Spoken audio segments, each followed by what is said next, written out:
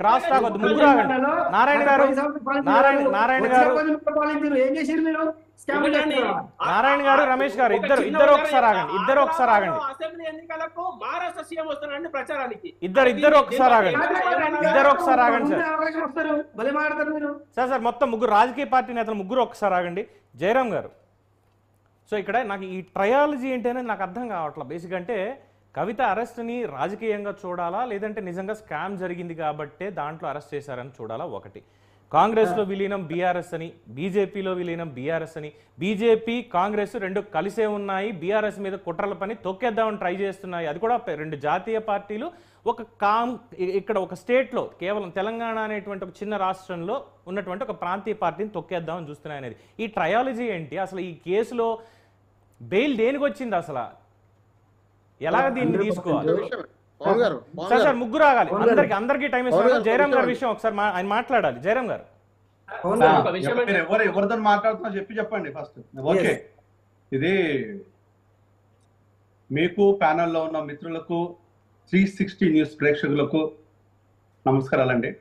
ఒకటి, దీంట్లో పవన్ మనం చూడాల్సింది ఏంటంటే, మీ కొన్ని విషయాలను కొంత ఎవిడెన్స్ మేము ప్రజల ముందు పెడతాము. కన్మోలి రాజా 2G కుంభకోణం, 2000 పైచీలకు కోట్ల కుంభకోణం, 2 లక్షల కోట్లు. కాంగ్రెస్ 2 లక్షలకు పైచీల కోట్ల కుంభకోణం. ఆ కుంభకోణం లోపల అరెస్ట్ చేసింది కాంగ్రెస్ గవర్నమెంట్. సో ఆ కేసే లేదని కొట్టేసింది బీజేపీ గవర్నమెంట్. సో ఆ విషయం లోపల దగ్గరగా 2 సంవత్సరాలకు దగ్గరగా కనుమోలి ఉంది, 2 సంవత్సరాలకు పైన రాజా జైల్లో. సో జైల్లో ఉన్నంత మాత్రాన దోషులు కాదు, నిర్దోషులు కాదు. బెయిల్ వచ్చినంత మాత్రాన కేసు కొట్టేసినట్టు కాదు, అక్యూటల్ అయినట్టు కూడా కాదు. సో ఇక్కడ జరుగుతున్నది అంటే రాజకీయ ఇది ఫర్ ఎగ్జాంపుల్ కేసు. ఇట్లా నేను ఒక 100 కేసులు పెట్టుకోవాలి, మన టైం సరిపోదు. ఇట్లా రాజకీయ నాయకుల మీద అక్యూటల్ అయిన కేసులు 99% రాజకీయ వ్యవస్థలో రాజకీయ నాయకుల మీద పెట్టిన కేసులు. అలాగని వీళ్ళు దోపిడీ చేయలేదంటే 100కు 100% దోపిడీ చేసిందని ప్రజలకు తెలుసు, మిగతా పార్టీలకు తెలుసు, ఆ పార్టీలో ఉండే నాయకులకు తెలుసు, ఆ చేసిన వ్యక్తులకు కూడా తెలుసు, అందరికీ తెలిసిన విషయమే. కానీ మరి అక్యూటల్ ఎట్లయింది? ఒక ఎక్సెప్ట్ లాలూ ప్రసాద్ యాదవ్ తప్ప, జార్ఖండ్ ముఖ్యమంత్రి తప్ప, ఇలా ఒక 2-3 ఇన్సిడెంట్ తప్పితే మిగతా అన్ని అక్యూటల్ అయిపోయినాయి.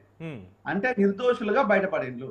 ఈ మరి దోషులుగా శిక్షించడం ఎందుకు, నిర్దోషులుగా బయటపడడం ఎందుకు అంటే, ఇక్కడ జనాలు ఏమనుకుంటున్నారంటే, ఏమున్నది, దొంగతనం చేసిన సంపాదన అంతా, ఇది దోసుకున్నదంతా ఇద్దరు శరసంగం బంద్ చేసుకుంటారు, వదిలిపెడతారు. ఇది కామన్ మ్యాన్ కు చాలా కాన్ఫిడెంట్ గా చెప్పే మాట. ఇది నిజమా అబద్ధమా అంటే మన చేతిలో లేని పని, మనకు తెలియని వస్తుంది. కానీ ప్రజలకు ఉన్న విషయం ఏంటంటే, మనం ఇన్ని నెలలు కానీ ఇన్ని సంవత్సరాలు కానీ ఇంకా ఇంతకంటే పెద్ద ఎత్తున డిస్కషన్ పెట్టినా కూడా జనాల మనసులో ఉండేదాన్ని ఎవడైనా మార్చగలరా అంటే ఎవడు మార్చలేడు. సింపుల్ ఒక పాయింట్ సార్, మీ ఇప్పుడు అన్నదానికి చిన్న యాడ్ ఆన్ ఏంటంటే, అసలు తెలంగాణలో ఎమ్మెల్సీగా ఉన్నటువంటి కవిత లిక్కర్ స్కామ్ చేస్తే గీస్తే ఇక్కడ తెలంగాణలోనో పక్క తెలుగు రాష్ట్రం అయినటువంటి ఆంధ్రాలోనో చేయాలి, కానీ ఎక్కడో ఢిల్లీలోకి వెళ్ళి ఎందుకు చేస్తుంది అన్నటువంటి ఒక కామన్ క్వశ్చన్ చాలా మంది రేస్ చేస్తున్నారు. మీరన్న పాయింట్ ఒక విషయం పవన్, దీంట్లో ఏంటంటే ఒక నిమిషం, దీంట్లో జరుగుతున్నది ఏంటంటే, ఇదంతా ప్రజల్లో ఉండే ఒక అవగాహన, ప్రజలకు ఉండే ఒక మేధస్సు. ప్రజలకు ఏ మేధస్సు లేదు, ఏ అవగాహన లేదు అనుకుంటే రాజకీయ నాయకులు తప్పిదన్నారు. కరెక్ట్.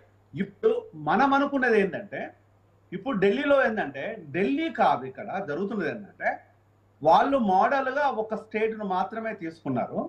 మోడల్గా తీసుకొని ఆ స్టేట్లో అక్కడ ఉండే కార్యాచరణ చేసినట్టు అవుతే, అది సక్సెస్ఫుల్ ఫార్ములా కనుక వీళ్ళ అని నమ్మినట్టు అవుతే మిగతా స్టేట్లకు విస్తరింప చేసేవారు అనేది సిబిఐ ఆరోపించింది.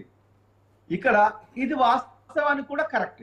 ఇక్కడ వరకు ఏంటంటే, ఢిల్లీలో ఉన్నది ఆప్ గవర్నమెంట్ కు అప్పుడు పంజాబ్ లో పోటీ చేస్తుంది. ఆప్ గవర్నమెంట్ డబ్బులు లేవని ఆప్ గవర్నమెంట్ చెప్తుంది. పంజాబ్ లో డబ్బులు అవసరం అనే విషయాన్ని కూడా అందరికి తెలిసిన విషయాలే. సో మనకంటే కూడా రాజకీయంగా, ఆర్థికంగా, సో ఫినాన్షియల్ గా, ఎడ్యుకేషన్ పరంగా పంజాబ్ ముందు ఉంటుంది భారతదేశంలోనే. అలా వేరే ఇంకా కన్ఫ్యూజన్ ఏం లేదు. ఇప్పుడు పంజాబ్ లాంటి రాష్ట్రం లోపల పాకాపాతాలంటే కొంత ఖర్చులకైతే అమౌంట్ కావాలి అలా డౌట్ ఏం లేదు. సో ఇది ప్రజల్లో ఉండే అవగాహన. ఈ అవగాహనని కనుక కాదు అనడానికి లేదు, అవును అనడానికి లేదు. అవును అనడానికి మన దగ్గర ఆధారాలు లేవు, కాదు అనడానికి అంత మన మనసాక్షిని చంపేసుకొని అంత చేతి కొట్టిపారేయలేము. అంటే ఈరోజు కవిత చేసిన దానికి ఎగ్జాంపుల్ చెప్తాను మీకు. పంజాబ్ లోపల, ఢిల్లీ లోపల అంతకు ముందున్న లిక్కర్ పాలసీ, ఈ ఇష్యూ వచ్చిన తర్వాత లిక్కర్ పాలసీ కనుక కంపేర్ చేసినట్టు అయితే స్కీములు, విపరీతమైన స్కీములు వచ్చాయి. ఎవరికైతే కనుక 30 కోట్ల రూపాయలు ప్రభుత్వానికి రావాల్సిన, ఆదా చేయాల్సిన ఏదైతే టెండర్ అమౌంట్ని ఆ ప్రభుత్వము వాళ్ళకు నష్టం జరిగింది అని చెప్పేసి ఆ సంబంధిత టెండర్ దారులకు రిటర్న్ చేయటాలు.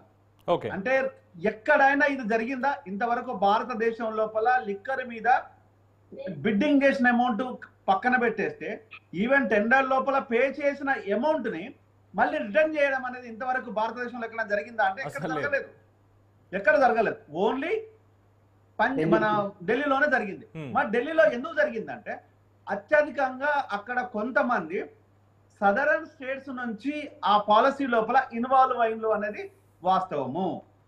ఆ సదరన్ స్టేట్ లోపల ఇన్వాల్వ్ అయిన వ్యక్తుల లోపల ఈ రోజు నిన్నటి వరకు వచ్చిన వ్యక్తి, నిన్నటి వరకు స్టేట్మెంట్ ఇచ్చిన వ్యక్తి ఈ రోజు విత్డ్రా కావడానికి గల కారణం ఏంది? పిల్లై. ఈరోజు అదే పిల్లై విత్డ్రా అవుతుందని చెప్పేసి ఈ రోజే ఎందుకు రావడం అంటే భారతదేశం లోపల అత్యున్నతమైన న్యాయస్థానాన్ని మనం విమర్శించడానికి మనం తహత సరిపోదు. కానీ ఇక్కడ